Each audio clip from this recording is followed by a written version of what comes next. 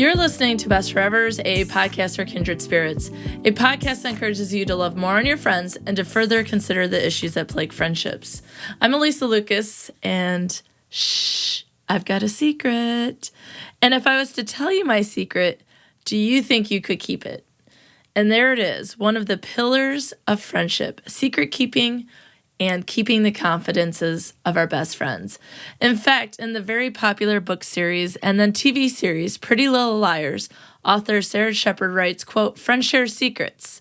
That's what keeps us close," end quote. So in today's episode, we'll talk about the definition of secrets, type of secrets, and more importantly, how secrets can help or tear friendships apart. So what is the secret? According to Afifi, Caughlin, and Afifi in 2007, a secret is a way to navigate private information that involves intentional concealment. So we're doing this on purpose. We don't want people to know. Or another way to say it, a secret, a noun. Quote, something you tell everybody to tell nobody, end quote. And I'm sure many of you who are listening right now are nodding your head and saying, that's so true. That we tell everyone, but we don't want them to tell anyone. We tried so hard to get everyone interested in the secrets that we had as a kid. It was like, I got a secret, but I'm not going to tell you. It's like sing-songy, jokey, fun. You have all the power. And then everyone listening begs for the hidden information. Oh, tell me your secret. I want to know your secret. Mom, she won't tell me her secret. This may, in fact, be our very first lesson in a type of interpersonal power called informational power. We have power as long as we have that information in our possession, but as soon as we tell others, they're done with us. And just maybe the attention we received when sharing the secret felt a little good. And then, of course, we might have felt bad because we shared a secret. But that could depend on the secret, the topic of the secret, and whose secret we've shared. So I think as kids, we learn a lot about secret keeping and that we know that we should do it. We know that there's power behind it. And we know what happens, maybe something bad, when we share a secret. So according to Afifi and her colleagues in that reading, secrets are, quote, inherently deceptive because it involves an intentional effort to hide true information. But I always wonder, are secrets always deceptive? And then it makes me wonder, what is the difference between secrets and private information? They seem to overlap. That my secrets are my private information. Hello. They're private for a reason. We don't want secrets to be out in the public, or at least, most of the time we don't. I think sometimes we do want people to know so they can be like, hey, I heard this thing. Are you okay? But there's a quote that says, quote, keeping secrets is no different than lying to them. It's still dishonest. And that makes me go, but is it your right to know the information? Private information, according to Sandra Petronio, who has a theory called communication privacy management, which I will be talking about in the next episode about secrets. But she talks about private information being something that we all have. It can be about ourselves. It can be about other people. And it can be positive, neutral, or negative. Whereas when we think about secrets, I think that we see them as inherently negative, right? That there's a negative connotation that, I heard a secret about you, or I have a secret I need to share. There's something I have to tell you, that there's inherently a negative connotation that we're about to get bad news, that we're about to be hurt in some way. But me not sharing how much I owe in student loans is not me keeping a secret.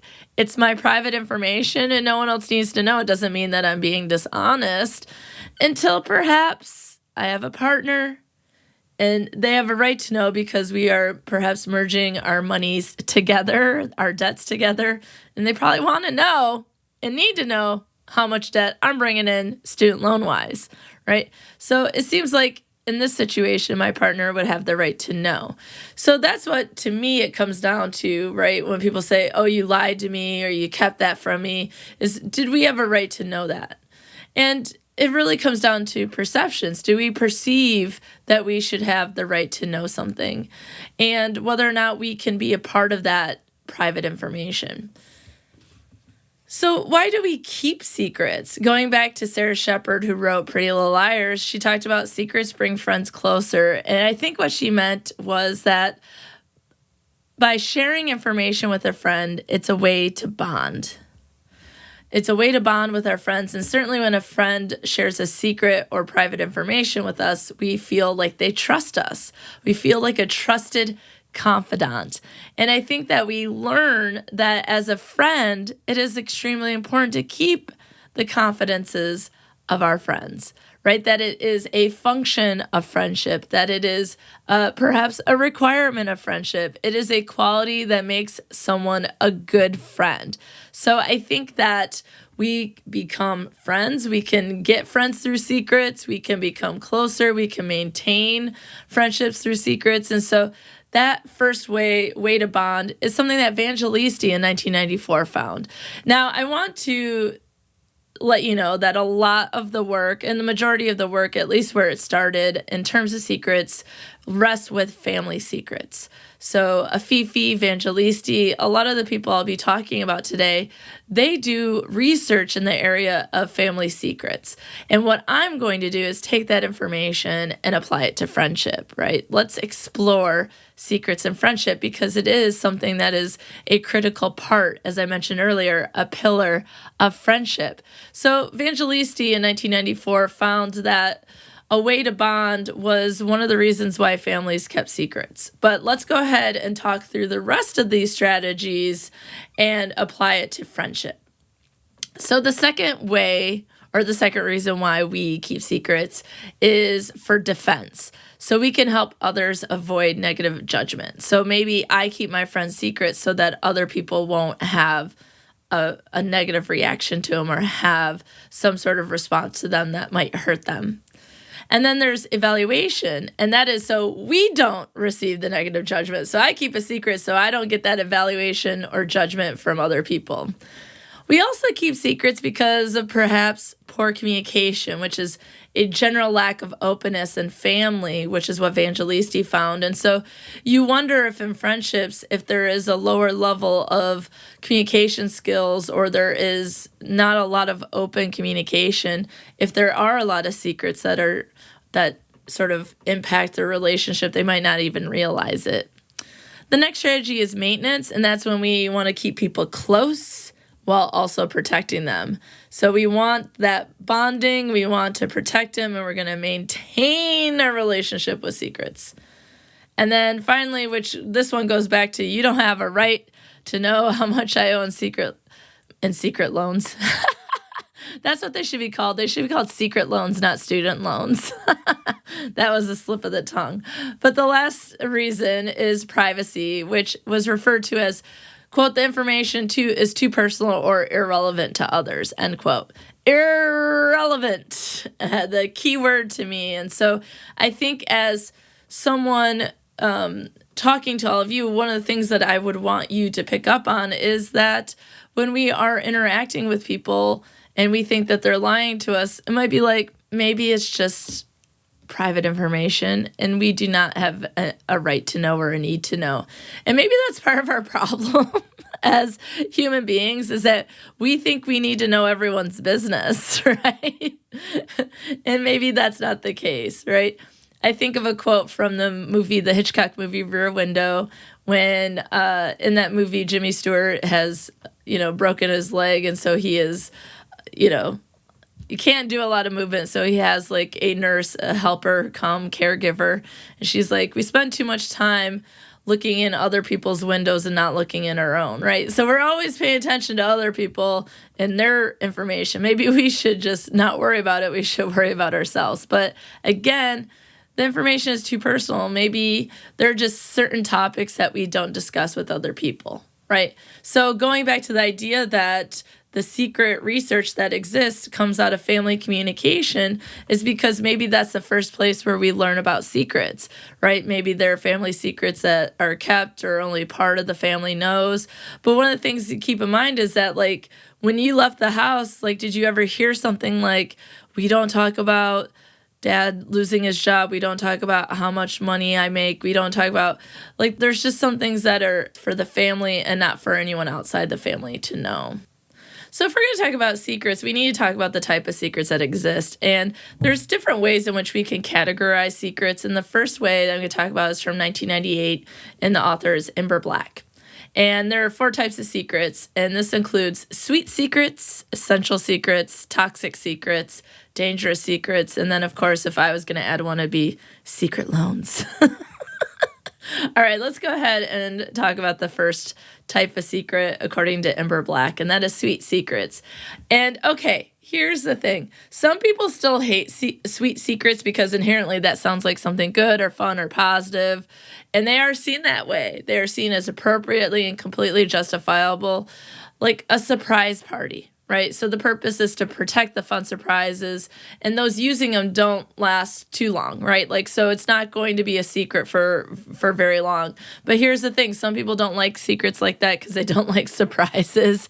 And thinking about my life, I'm trying to think of sweet secrets that have existed. And one that I think of is when I earned tenure, which means I had reached a major milestone as a professor. And I always kind of jokingly say, well, I guess they can't fire me unless I do something illegal. No, I think I'm a good employee.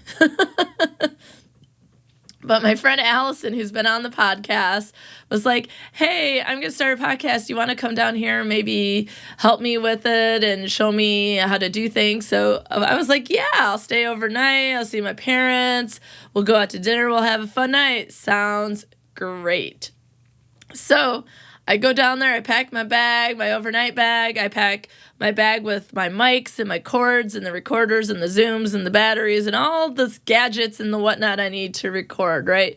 Pack it all up, and I get in the car. I drive down to Lansing, and I show up at Allison's house, and we sort of just shoot the shiz for a while, just chit-chatting and catching up and that sort of thing. And we had already talked about going to get sushi. I was like, man, we don't have a lot of sushi places here in Mount Pleasant. Like, yeah, this will be great. We'll get some sushi, and then we'll come back and we'll do this podcast stuff. So we go to this restaurant, and we walk in, and right when you walk in, there's a sign that says, please wait to be seated. And Allison walks right by it. And I was like, oh, apparently everyone has to wait to be seated unless you're Allison.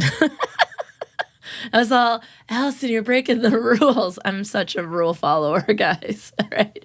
So I follow Allison. We walk around the corner, and I see this sort of private room situation and a door open, and I see my friend Tierney, who's been on the podcast. And I was like, oh, what are the odds that Tierney would be here from a different town in this restaurant that I'm in East Lansing, Michigan? And then I walk in, and I'm like, there's Kate, my best friend who from episode 1, right? I'm like, well, what is Kate doing here?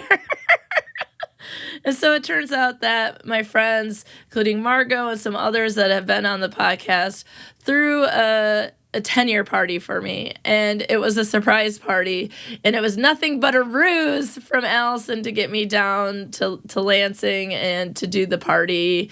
And we never talked about podcasts, and I still joke about, you're such a good liar, I packed up all of my podcast equipment for you. But one of the things is like, that's the sweet secret, right? You know, that is something that's fun. It's meant to be a celebration and a party, and they want to not tell me about it, and so they want to see sort of my reaction to it, or maybe throw me a party and me not expecting that I would celebrate earning tenure. Whatever the case was, that would be an example of a sweet secret. Now, some people don't like surprises, so you got to be careful there. The next type of secrets are essential secrets. So they're just some things that it's like, yeah, we don't need to reveal that yet. And so these secrets, according to Ember and Black, are told as the relationship develops. And so in the case of friendships, this is as you get to know friends and you get closer, that you might share some of the private secret information with each other to get to know each other a little bit more, maybe some of our fears and insecurities. So for example, when you first meet me, you might not know that I am terrified of falling downstairs or falling over a railing. So like malls, I guess, although they're not very popular now, are terrifying for me because there's a second floor, there's a railing, and there's stairs. Their escalators are okay, though. I'm okay with those. But, like, you know, that might not be something I tell people right away.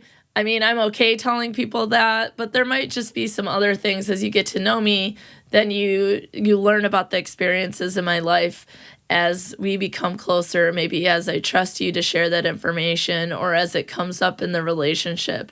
And so certainly if we apply this to romantic relationships too, it might be like thinking about first date, second date, third date. When you're dating someone, how and when do you reveal information, right? So a secret, again, is intentional concealment. Well, then when do we reveal? And so that's maybe critical in terms of timing and how people might respond to that information. So the third type of secrets, according to Ember Black in 1998, is toxic secrets, which don't sound as important as essential secrets or as good as sweet secrets. Okay, so toxic sounds toxic. It sounds bad, right? So this is probably where we're at in terms of what we inherently think of when we hear the word secret. These are the kind of secrets, according to the researcher, that include issues and stories that remain untold. So because the work came out of families, it might be like if one of the parents had an affair and it's just something that is never told. And so there might be things that happen. I just was watching the movie with Chris Pine and Reese Witherspoon and Tom Hardy called This Means War. And in this movie, Tom and Chris are best friends, and then they're also what I think CIA agents, undercover type people, governmental spy, I don't know. Okay, but they're best friends. And so they both start dating Reese Witherspoon, and there's information that it remains untold. And at the very end, okay, spoiler alert, but the movie came out so long ago. But at the very end, Chris Pine is like, oh, and by the way, I slept with your wife. Yikes, right? So those are toxic secrets, right? That's going to have a real negative impact on the friendship. And those are issues or stories that throughout the friendship have essentially remained untold. And then finally, and I'm going to give a trigger warning here, so if you want to skip ahead 30 seconds to a minute, then you will not hear about dangerous secrets. So I'll give you time to move ahead. 3, 2, 1. These are the type of secrets, according to Ember Black, that, quote, provide immediate physical jeopardy or causes such turmoil that their ability to function is threatened, end quote. So this is the owner of the secret is in danger. And so if there's something that might cause them to harm themselves, and then they might tell a friend to not tell anyone. And I've had students come to me before and say, what do? I have a friend who wants to hurt themselves, but they don't want me to tell anyone. I say, well, you have to decide, would you rather them hate you for telling a secret and them be here safe with us, or them to not be here with us now? So that's what we talk about when we're talking about dangerous secrets. The person who has the secret is in immediate danger. They're not able to function. A second way to categorize secrets is by Anita Vangelisti from 1994, and she has 3 types of secrets related to families, and they include taboo secrets, rule violations, and conventional secrets. So taboo, we keep secrets because we want to avoid negative reactions from other people, right? So what are some taboo topics in friendship, right? Maybe something stupid you did before, maybe if you hurt a friend, maybe if you know something is like really important to them and you might have done something related to that. You don't want a negative reaction. Maybe you asked for advice. Here's probably a taboo secret. You asked for advice and then you did the opposite. You're like, let's just not tell them that I did not take the advice. Under rule violations, these are secrets that include violating rules like that others, like parents, try to enforce. So in families, this might be like sexual behavior, drinking, drugs, partying, etc. And so rule violations could be any sort of rules that you have in your friendship or expectations in a friendship. And so violating any of those rules would probably be something that then would be kept secret because you might see your friend as the enforcer. So even though these relationships are seen as equal in terms of power, there might just be sometimes that we don't want to violate something that our friends see as important because we respect them, and we want to maintain that respect. And then finally, Vangelisti talked about conventional secrets. And these are considered to be secrets that are just inappropriate to discuss with those who are not close to us. So this might be at the beginning of a friendship, right? Conventional secrets sound a lot like essential secrets, or just things that are maybe private information, right? Might be irrelevant. But then at a certain point in the relationship, they might be worth sharing. And so you can see that there's different ways to categorize secrets, and there are things that are good, things that are natural, like in Bert Black's Essential Secrets as you get to know someone. I really like Vangelisti's categorization, right? That a lot of times it's avoiding, we're trying to protect ourselves, rule violations, maybe protecting other people and ourselves. Conventional secrets is just like maybe it's not the right time, right? So, but the point is that at some point, confidences or secret keeping becomes critical to a friendship. No matter the type of secret, at some point, a secret is going to be critical to a friendship, creating it, maintaining it, and maybe even ending it. And so that's why it's important to also consider how secrets might help us as friends and how they might hurt us. So I think obviously that we've talked about the Sarah Shepard quote a couple times, but that the idea that we can become closer, or as Vangelisti found, that we bond over secrets. So we can become friends because of secret information, bonding over a moment that we want to keep private. And so it's a way to certainly make new friends. So if you're like, gosh darn, it's hard to make friends as an adult. Well, maybe if you see a situation where there's like, okay, maybe I'll share this information. It's a risk, but it might be a way to bond, right? Or if you experience something together that is intended to be like, well, that was embarrassing, let us never tell anyone again. That might be an instant way of becoming friends. I do love this quote. It says, we'll be best friends forever because you already know too much.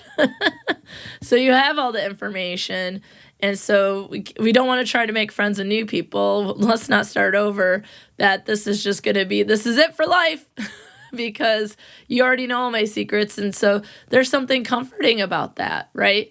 That someone knows who you are, knows your secrets, knows your private information, and still loves you, still accepts you, does not judge you.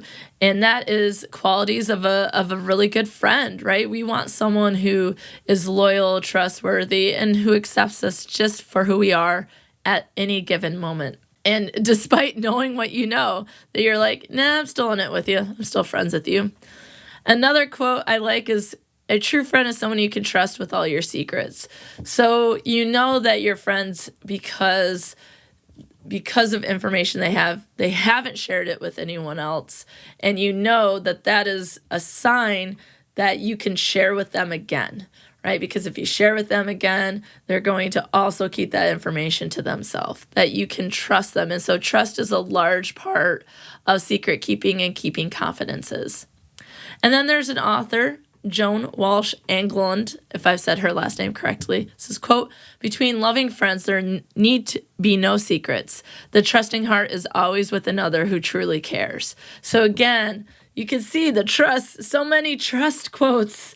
It's like doing trust falls, will you catch me? If I tell you the secret, will you still accept me? Will you still love me? Will you not tell anyone else? And these are little signs that mean big things in friendship because it indicates that you are someone that I can always share information with. So bonding, creating friendships, trust, these are all ways in which secrets can help friends. And there's probably a lot more. I love to hear ways that you have seen that secrets have helped you. So I'm getting ready to craft another episode about this topic. So feel free to share with me how you see secrets helping friends, because I'd love to share that with all the listeners so that we can talk a little bit more about this importance, this pillar of friendship, of keeping confidences, keeping secrets. But one of the things I think that people think about more often is how secrets can hurt friends. And so this quote comes from Sophia Kinsella. Quote, you tell your friends your most personal secrets and they use them against you. end quote. And I think that's it. I think that's what we're afraid of. And that's the risk of being friends with someone, is that if you share information, they might use it against you. Now, they could tell other people, like, oops, a daisy, I told someone, or they could intentionally tell other people, or they could strategically use that information to hurt you. And so this certainly reminds me of a reading that I cover when I teach the dark side of interpersonal communication. It's called We Always Hurt the Ones We Love by Roland Miller from 1997.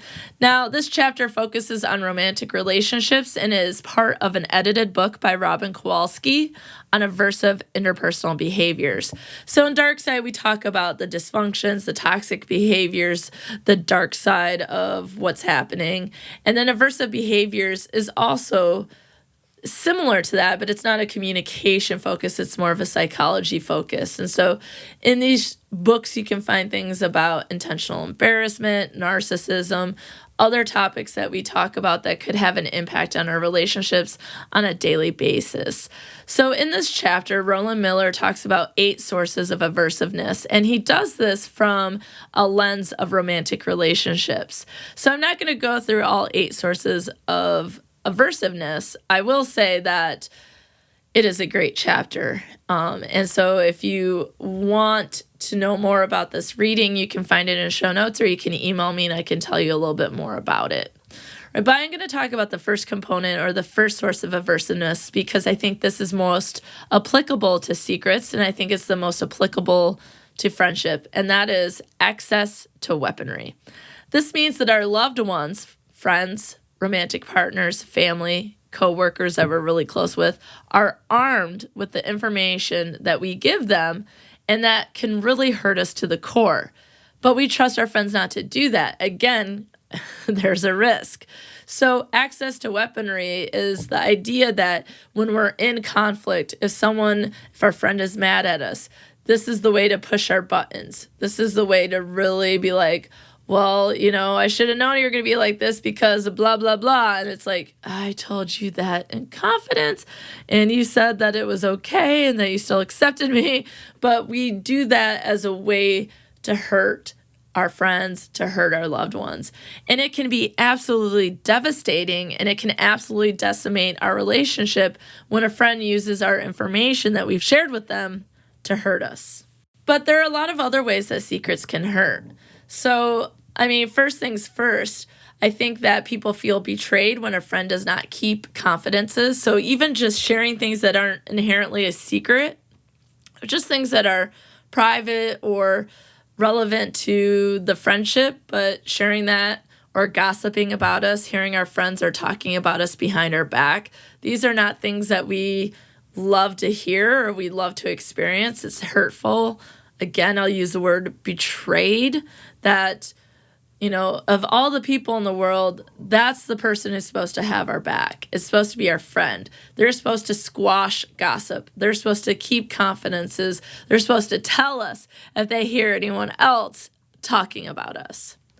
The next way secrets can hurt friendships is knowing that a friend has told a secret to someone else, but not to us.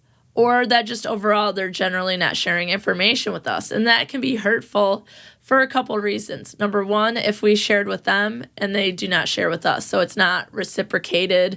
It isn't like a dance back and forth. It's one-sided. And so if it's one-sided, then it can be like, well, why won't they share information back with me? Another reason could be is that we feel like they don't trust us, right? And even with some jealousy or other feelings of that nature, it could be, well, they like this friend more than they like me as a friend. Maybe this person is replacing me as their best friend. And so there can be a lot of negative feelings that can have us feel some sort of way about our friendship and about our friend. Then there's a Portuguese proverb, quote, "Tell a friend a lie. If he keeps a secret, then tell him the truth," end quote. And so this is an interesting proverb, right? Is that I think knowing that a friend kept information is private is helpful to knowing that you can share with them in the future, right? So that you can see if you tell them something that's untrue, how they protect that information. If they keep it, then you're like, well, I can tell them more, or I can give them the actual information. But this also seems problematic to me, because doing it on purpose seems to be participating in something called a secret test. So here we go. Secrets within secrets. It's like Inception. Oh my goodness. It's literally Pretty Little Liars. That show, there's so much going on. I wrote a chapter about it, and I restarted watching it while I've been working on this. I'll probably do an Alysa Watches TV about the friendships in Pretty Little Liars. But wow, is there a lot going on? Wow, is there a lot of secrets? And wow, is there a lot of secret tests? Waiting to see how people might respond. And I think there's essentially, friends, they usually don't turn out well. If you set someone up to see how they behave, it's like, why did you have to do that in the first place? Like, don't you trust me? So I think that this Portuguese proverb is problematic in the sense that it might get us to participate in secret tests, which don't turn out well and could be seen as an issue in a friendship. But also, I do like the idea that it does sort of get at the idea, if our friend can keep a secret, we know we can share. So those are just a few of the ways in which secrets can hurt friends or the friendship. But again, like with the ways that secrets can help our friendship, I'm sure there are even more cases where secrets have hurt friendships. And if you are willing to share that information, then I would love to hear it and be able to craft an episode about how secrets can damage friendships. So overall, I'll talk a little bit about that as I close. So what do you think? Is it critical for you to be friends with someone who keeps your secrets and your confidences? Has a secret brought you closer with a friend? Or has a secret torn apart your friendship? So again, like I was saying, you can share your thoughts for a future episode. In show notes, there's a link to a Google form where you can share your thoughts and be, confidential and private. You do not have to include your real name. In fact, there's a space for you to provide a pseudonym, a name that you would like me to call you and perhaps the friend in the story by different names. Or you can email me at friendswithalysa, and whatever you send me, well, guess what? Be our little secret. I do not have to share your real name on the podcast. But be sure to find me on Facebook, Instagram, and TikTok at Friends with Alysa, and on Twitter at Friends W.R. And exciting news, I have a brand new webpage. I think it looks pretty great, if I don't say so myself. And that is also www.friendswalysa.com. So come find me at all the places. And if you feel comfortable doing so, feel free to share what you think about secrets and friendships. So until next time, friends, think about how secrets operate in your friendships, because without our friends who keep our secrets, who would we be? Thanks for listening to Best Forevers. If you like what you hear, be sure to subscribe, rate, review, and of course, share with a friend. Please be sure to follow Best Forevers on Facebook, Twitter, and Instagram at Best Forevers Pod, and I'm at Dr. Alysa Lucas on Twitter. You can always find the podcast webpage for more information at bestforeverspod.com, and share your stories of friendship by emailing me at bestforeverspod@gmail.com. And if you'd like to support the movement to love on our friends more, check out the podcast on patreon.com/bestforeverspod. Now, friends, check out this recommended podcast that you must get in your ear holes immediately.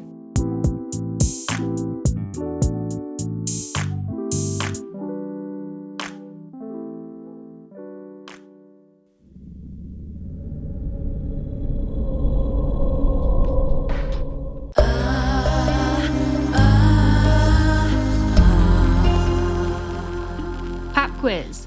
What do America's first serial killer, a crime-solving parrot, Jimmy Hoffa, and yours truly have in common? We each honed our craft in the great state of Michigan. I'm Jen Carpenter, the host of So Dead, a true crime podcast where I take the cases I cover seriously. Myself? Not so much. If you want to take a deep dive into cases you've never heard before, I'm your girl. Just call me Scuba Jen. No, definitely don't do that. New episodes of So Dead are released on True Crime Tuesdays, and you can find me wherever you get your podcasts. I'll be waiting. So